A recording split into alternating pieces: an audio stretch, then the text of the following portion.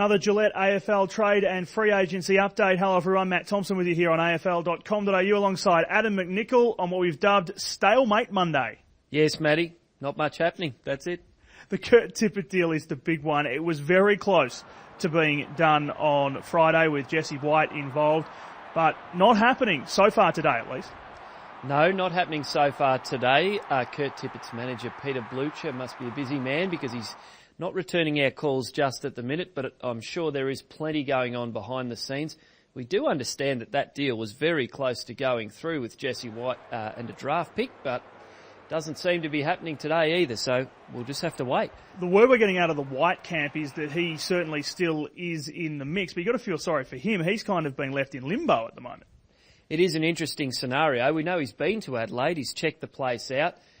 We know he was very close to getting over the line and becoming an Adelaide Crow, but it seems maybe there's a bit of a supporter backlash over in Adelaide in terms of people feeling that the Crows are getting ripped off. So there's all sorts of political machinations going on behind the scenes, and we just have to wait and see what's going to happen. We have some news out of Perth. Greg Broughton in the mix to go to Port Adelaide. It's Port who have expressed interest in him, and we understand that the Dockers aren't adverse to a trade. He was, of course, injured for the latter part of the season.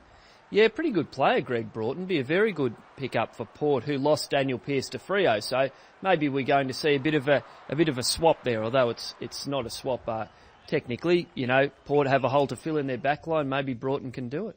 Now, I mentioned free agency off the top. Obviously, the free agency window has closed, but we do have some free agency news because the fallout is continuing. It was very late on Friday that the compensation came out for various clubs. A lot of clubs are not happy, and the debate is raging. Of course, the Players Association says, well, we don't really need compensation picks at all. So where do you think this is headed?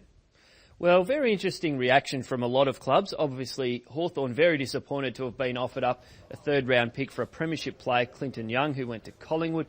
Also, Adelaide very disappointed that it got nothing for Chris Knights, who a couple of years ago was a very, very fine player and probably in their top 10.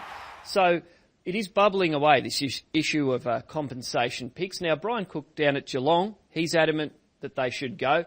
He feels the AFL maybe has got a bit confused in trying to look after clubs when this was really a rule that applied to the players. This is all about the players, so why do we have compensation? All right, let's talk about a few of the other names that are still out there. Cam Pedersen, that deal from North to Melbourne. Is it going to happen? When's it going to happen? Well, we believe it's going to happen this week. It's interesting down at Melbourne. Mark Neild's picked up the big bag of players and he's just throwing them everywhere. He's throwing half of them out. He's getting half new ones. He's got some in from Collingwood already. They're still thinking about Farron Ray, Cam Pedersen.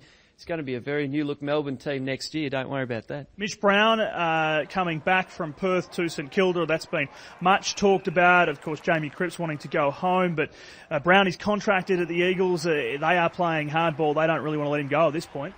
Yes, well, if we're to believe the Eagles, and we should, of course, they say Brown is not on the table under any circumstances. So that's obviously a bit of a painful situation for the Saints because they really, really have their hearts set on him.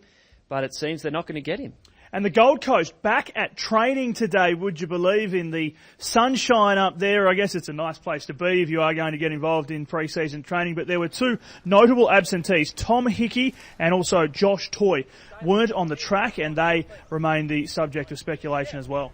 They do indeed. Josh Toy's name's been bandied around right throughout this trade period. We believe that he might want to return to Victoria, but that he'd also be okay to stay on the Gold Coast. So he's one of those ones that's just a bit in limbo. I suppose the Suns are doing the right thing by him, waiting to see what happens during the rest of the week. Hickey, a ruckman who seems to have attracted a lot of attention from St Kilda. So we'll just have to wait and see what happens there. All right, the final countdown is on. This is the last week of it all, the Gillette AFL trade period. 2 o'clock Friday is the deadline, Eastern Australian time. Between now and then, AFL.com.au will be all over it. Adam, of course, this video report that we've been doing on a daily basis with a bunch of our reporters, it rates much higher when you're on, apparently. Oh, there's no doubt about that, Matty. Now, it is very intriguing too that trade period continues and the boys up at the Suns are already training. Isn't that extraordinary? Good on them. We will catch you soon.